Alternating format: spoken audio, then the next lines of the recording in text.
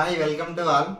భారతీయ సినీ పరిశ్రమ ఎంత ఎత్తుకు ఎదిగిందంటే ఈరోజు మనం ఊహించడానికి కూడా చాలా అంటే అదొక అద్భుతం, మగుటం లేని మహారాజులాగా మారిపోయింది.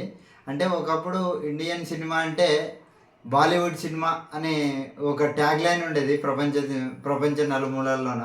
కానీ ఈరోజు ఇండియన్ సినిమా అంటే టాలీవుడ్ సినిమా అనేది కూడా మన వాళ్ళు జెండా ఎగరేసి సగర్వంగా చెప్పగలిగినారు. అంటే నా ఉద్దేశం ఏంటంటే మన వాళ్ళని ఏదో టాలీవుడ్ని ఎక్కువ చేయడం, బాలీవుడ్ని తక్కువ చేయడం, ఇంకా మిగతావి అంటే కోలీవుడ్, శాండిల్వుడ్, మాలీవుడ్ వీళ్ళని అందరినీ అనడం అని కాదు. కానీ అంటే తెలుగు వాళ్ళుగా మనం ఒక తెలుగువానిగా తెలుగు వాళ్ళు మన పతాకాన్ని ఎక్కడికో ఎగరేస్తున్నారంటే మనకు కూడా కొద్దిగా హ్యాపీ, కాబట్టి నేను అలా అన్నాను అంతే తప్ప. అంటే నేను ముందుగా ఉపయోగించింది కూడా ఇండియన్ సినిమా స్థాయి ఎంత పెరిగిపోయిందంటే అసలు మనం ఊహించలేము. అంటే ఒకప్పుడు మన అంటే ఈ తరం కాకుండా మన ముందు తరం వాళ్ళు, అంతకు ముందు తరం వాళ్ళు, మనకందరికీ సుపరిచితమైనటువంటి పేరు విశ్వవిఖ్యాత నట సార్వభౌమ నందమూరి తారక రామారావు గారు. ఆయన అసలు ఉన్నత శిఖరాలకి ఎలా ఎదిగారో మన పరిశ్రమ నుంచి మన ప్రతి ఒక్కరికి, అంటే మన తాతలకి మన తండ్రులకి తెలిసింటే మనం అవి ఆయన సినిమాలు ఇప్పటికీ చూస్తున్నాం, వాళ్ళు చెప్పేవి వింటున్నాం.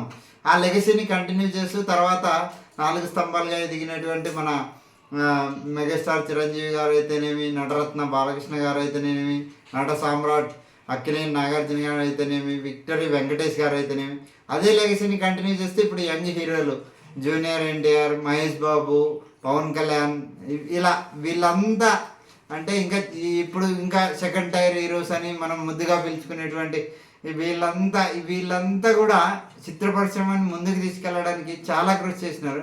ఒకప్పుడు మన ఇండియన్ సినిమాకి అంటే ఈ గత కొన్ని సంవత్సరాల క్రితం 100 కోట్లు అనేది చాలా పెద్ద మ్యాటర్. అది అప్పట్లో మనం 100 కోట్లు అంటే హాలీవుడ్ సినిమాలకే సాధ్యమనే రోజులు ఉండేటివి అప్పట్లో.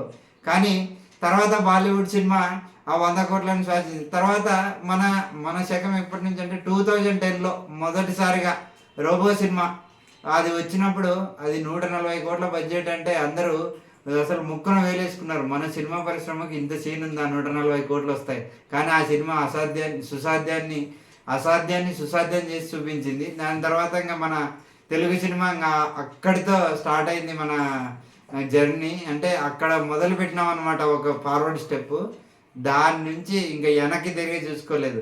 ఇంకా మన దర్శక ధీరుడు జక్కన్న, అంటే మనం ముద్దుగా పిలుచుకునే రాజమౌళి గారు, ఆయన వేసిన అడుగులు ఎక్కడి నుంచి అంటే మగధిర, దాని తర్వాత ఈగ అనే సినిమా తీసి అసలు ఈగతో కూడా ఇన్ని కోట్లు రాబట్టొచ్చా అనే ఒకటి, అంటే కంటెంట్ ఉంటే ఎంతైనా రాబట్టొచ్చు అనే ఒకటి ఆయన నిరూపించినాడు. దాని తర్వాత ఇంకా మహా సినిమాలు ఎన్ని వచ్చినాయి. దాని తర్వాత వచ్చిన బాహుబలి సినిమా మన ఇండియన్ సినిమా చరిత్రలో ఒక చిరస్థాయిగా నిలిచిపోయే రిమార్కబుల్ సినిమాగా నిలిచిపోయింది. ఎందుకంటే అప్పటిదాకా బాలీవుడ్ అనే సినిమా ప్రపంచ సినిమా మొత్తం మన తెలుగు సినిమా వైపు చూడడం జరిగింది. అదే బాహుబలి సినిమాతోటి. ఆ బాహుబలి పార్ట్ 1 వచ్చినప్పుడు ఒక రీచ్ వచ్చింది. పార్ట్ 2 వచ్చినప్పటికీ ఇంకా అప్పటిదాకా ఉన్న రికార్డులన్నీ తుడిచిపెట్టుకొని పోయినాయి.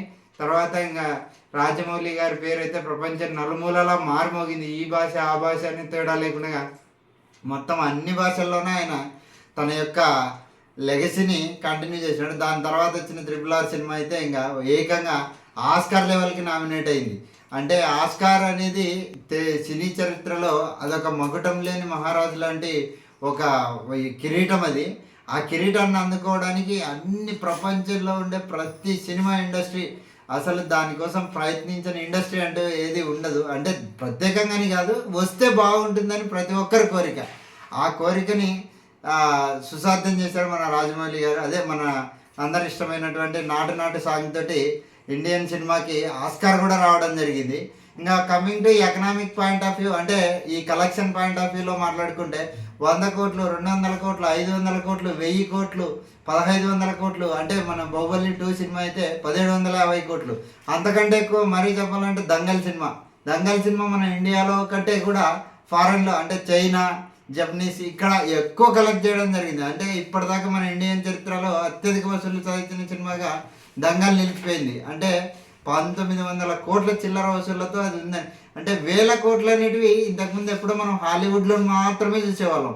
కానీ ఇప్పుడు తెలుగు సినిమా కూడా ఆ స్థాయిని చెరిపేసింది కంప్లీట్గా. ఇంకా తెలుగు సినిమా వస్తుందంటే ప్రపంచం మొత్తం ఎదురు చూసే రోజులు వచ్చేసినాయి. ఆ తెలుగు సినిమా లెగసీని ఇలాగే కంటిన్యూ చేస్తూ మన తెలుగు కీర్తి పతాకాన్ని ఇంకా ప్రపంచ స్థాయిలో ఎగరవేస్తారని మనం కూడా దానికి ఖచ్చితంగా కంటెంట్ ఉన్న సినిమా ప్రతి ఒక్కదాన్ని మనం హాలీవుడ్ సినిమాలను ఆదరించే ఇక్కడ కూడా మనం అవెంజర్ సినిమా అయితేనేమి, అవతార్ సినిమా అయితేనేమి, ఇట్లా టర్మినేటర్ సిరీస్ సినిమాలు అయితేనేమి, ఇవన్నీ కూడా మనం కూడా ఎంతో పెద్ద హిట్ చేసినాం. ఎందుకంటే మన వాళ్ళు ఎప్పుడు ముందుంటారు కంటెంట్ని ఎంకరేజ్ చేయడానికి. మన వాళ్ళు ఎప్పుడు వెనకడిగేయడు.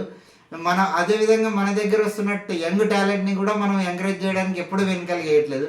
అంటే మన ప్రేక్షకుల పాత్ర ఎంత ఉందంటే వాళ్ళు ఎంత కష్టపడి సినిమా తీస్తున్నారో మనం సినిమాలో ఆదరించడంలో మన పాత్ర కూడా అంతే ఎక్కువ ఉంది.